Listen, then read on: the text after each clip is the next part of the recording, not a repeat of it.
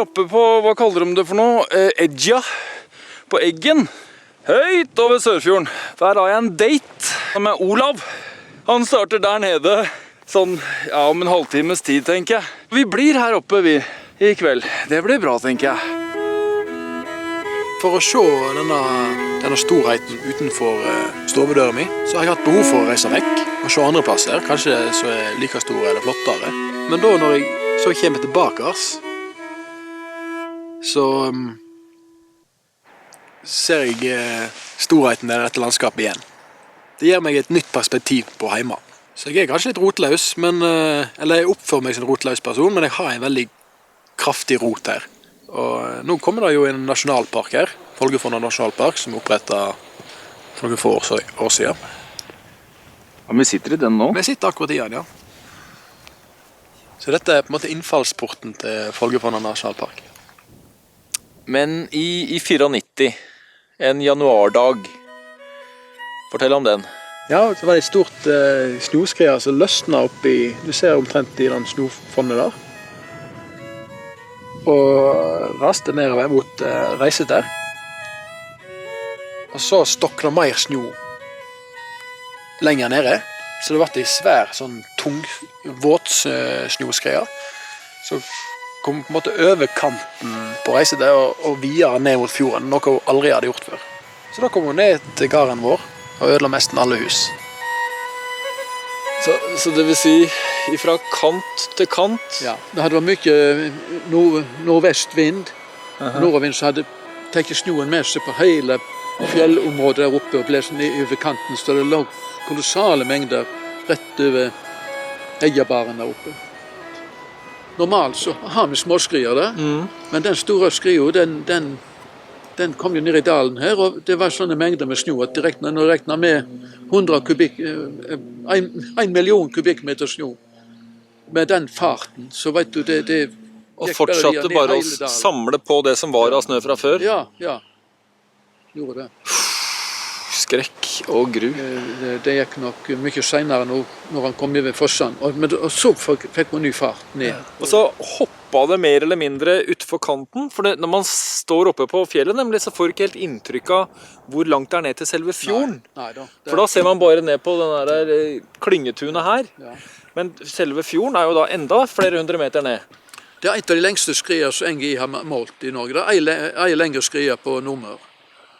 Hun er over 3 kilometer fra støkkanten, og i fjorden så er det over 3 kilometer. Og det er for NGI sine papir, så er det vel en av de lengste skrier de har meldt. Hvor var du når det skjedde? Jeg var på skolen.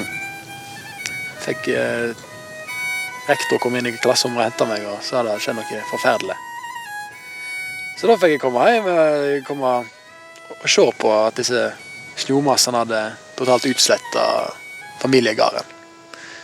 Men oppi alt det veldig tragiske, så var det jo ufattelig heldig, og det var ingen som omkom. Mor mi var begravd i snø i huset, som også var nesten veltet. Men hun overlevde, knakk et kragerbein. That's it. Og det som reddet mitt liv var at jeg havnet med hodet inn i en 9. stasjon.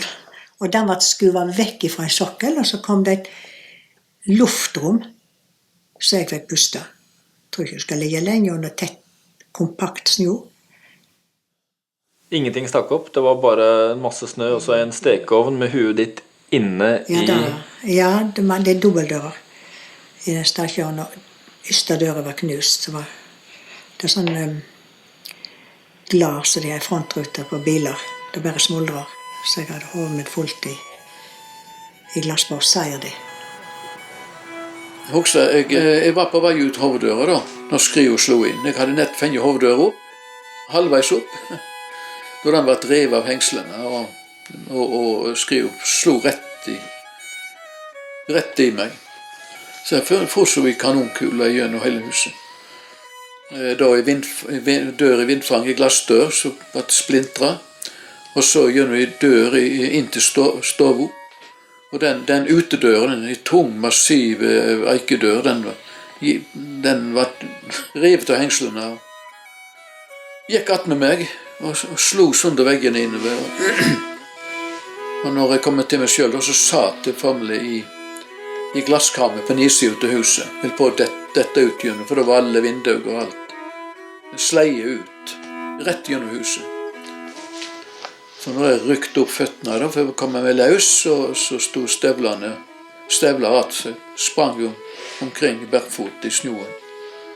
Så jeg grave meg gjennom da, og kom ut i gangen. Og da kom dotter min ned fra andre etasjen. Hun var helt hysterisk. Så har jeg spurt bare Gjertrud. Da jeg visste at hun satt på kjøkkenet, og når jeg kom inn der, så lå det snø i høyden med disker og alt, og hun var vekke. Og Lars ante ikke hva jeg var. Han hadde bare en intuitiv følelse av at han skulle begynne å grave. Men eggedeler. Helt instinktivt så begynte jeg å grave rett framfor den, merkelig nå. Og det var der hun lå, ja. Og nett attmen der stod en stor bjørkestamme, eller bjørkestrange, inn gjennom glaset og rett inn i disken, nett attmen. Vi måtte grave forsiktig, for vi visste jo hvor hun lå. Så jeg husker jeg grov min eggedeler som lå der, og kom ned til en fing i hånd, og så da var hun også levnet til såpass at hun hørte hva vi når jeg sa at se om du ler på en fing, at om du i livet. Og så går han videre, så kommer han til håret. Enten det ull, eller så det hår. Og så fer jeg ansiktet opp, og så ser jeg en blodete mann som står over meg, bergfødt. Det er underlig å tenke på at den kom så vel ifra det. Vi miste jo, det gikk jo 8 hus. De fleste var jo splintret. Og oppi alt det som hendte, så var det så intenst at alle fikk overleve. Det var dugnadsinnsats, og det var av venner og fremmede, og det var helsinger på så mange måter. Folk var rundt der hele tiden. Det er den beste hjelpen er at noen bryr seg. Det følte meg intenst sterkt. Jeg tror da at hvis vi kunne være flinkere og kanskje bry oss om hverandre, jeg vet ikke, men for oss ble vel da utrolig stort. Og dette med gylne øyeblikk, da hadde jeg faktisk en natt inne på sykehuset. Jeg måtte ringe på nattevakten for jeg skulle få hjelp opp i sengen. Og da var det så intenst der. Vi kunne tenke fremover, vi kunne planlegge, vi hadde livet framfor oss. Så å si alt var jo vekk. Det var knust, det var vått, det var ødelagt. Kjøkkenet var hardest rammet her i huset.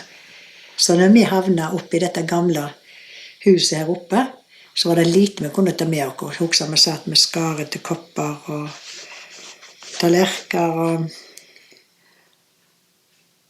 og tenkte, var så godt kan vi ha det med så lite. Det var en stor følelse. Så oppi all galskapen så gikk det egentlig veldig, veldig bra. Alle overlevde, og det var det aller viktigste. Men har dere ikke angst da? Etter denne skreia, som også var en veldig usannsynlig skreia, kan du si, så fikk man likevel sette opp en skrevoll nede på Reiseter. En betongmur, som hvis alle forholdene er til rette en annen gang, så kommer jeg i alle fall ikke forbi der. Så nå føler vi oss 100% trygge.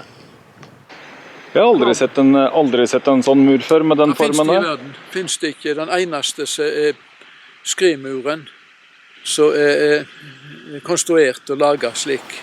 Den er 10 meter høy og 100 meter lang.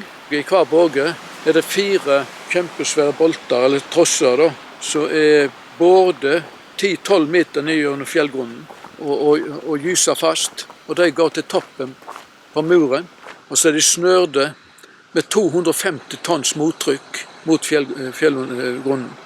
Hver båge snørd mot fjellgrunnen med 1000 tons mottrykk. Wow. Og den er laget for å ta imot like stor skria som gikk her da i 94. Stort sett så føler man hvor svært trygge med den skrivemuren.